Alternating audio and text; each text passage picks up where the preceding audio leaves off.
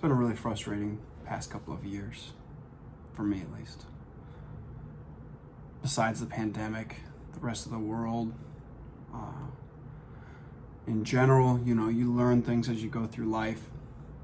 I don't know, I'd say mid-30s, you start to really get a good grasp on reality and life in general, what things mean. And anyway, one of the things that I actually wanted to talk to you today about was processes, right? So, my opinion, what I have seen is that there's arguably two paths to the process regarding understanding. And with that understanding goes the voicing of an opinion. So the two processes will be the right way to do it, arguably, and the wrong way, arguably, to do it.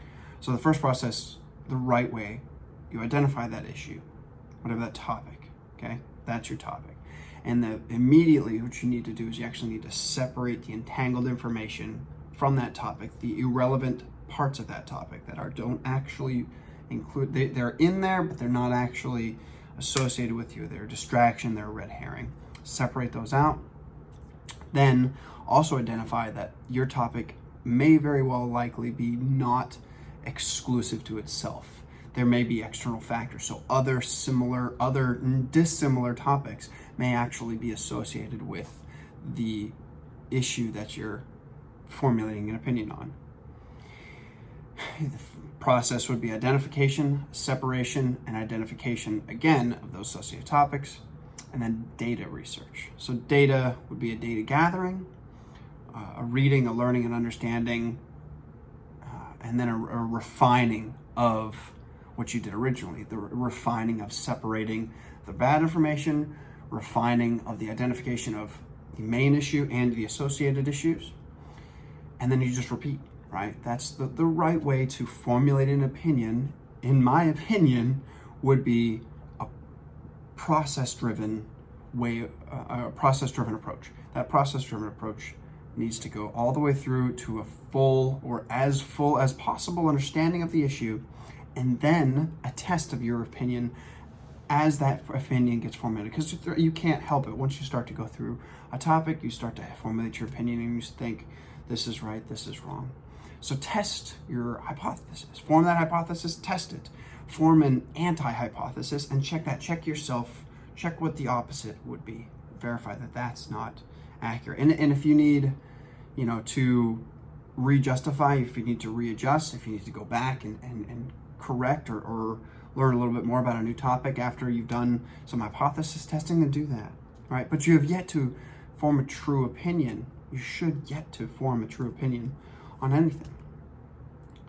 And then at that certain point, after you've done this cycle, if you've done this process and you've made it all the way through to some percentage value, let's call it 80%. It's not there's nothing that's going to ever be identified as, 80% of this topic.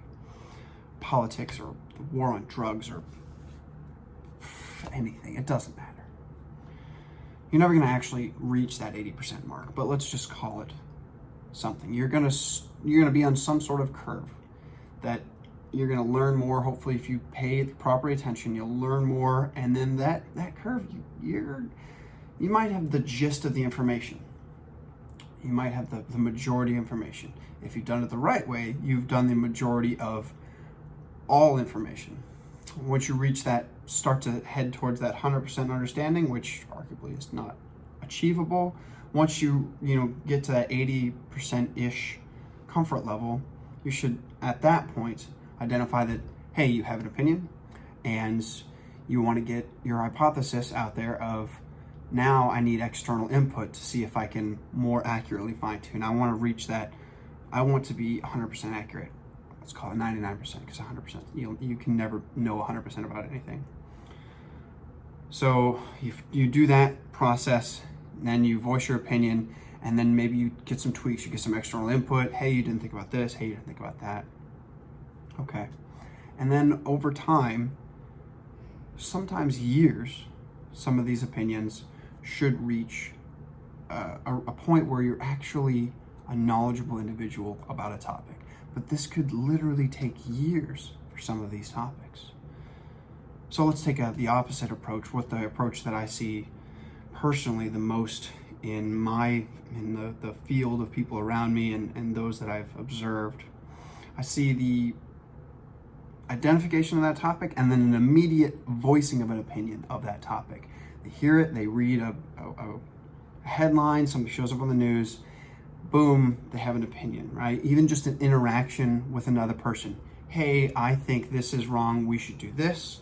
Sometimes somebody will immediately say, I have an opinion, yes or no, right?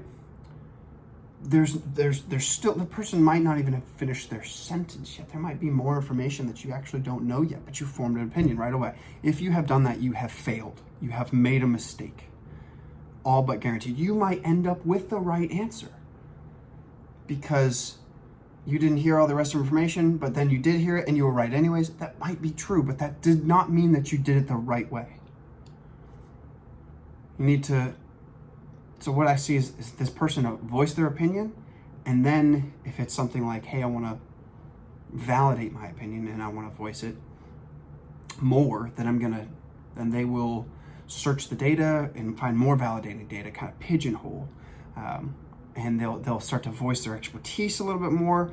But what they've done is they've just gathered more similar data, not checked the opposite side, gathered more similar data, gone into that social media example, they call it the echo chamber effect. So that happens, and the voicing of opinion still occurs.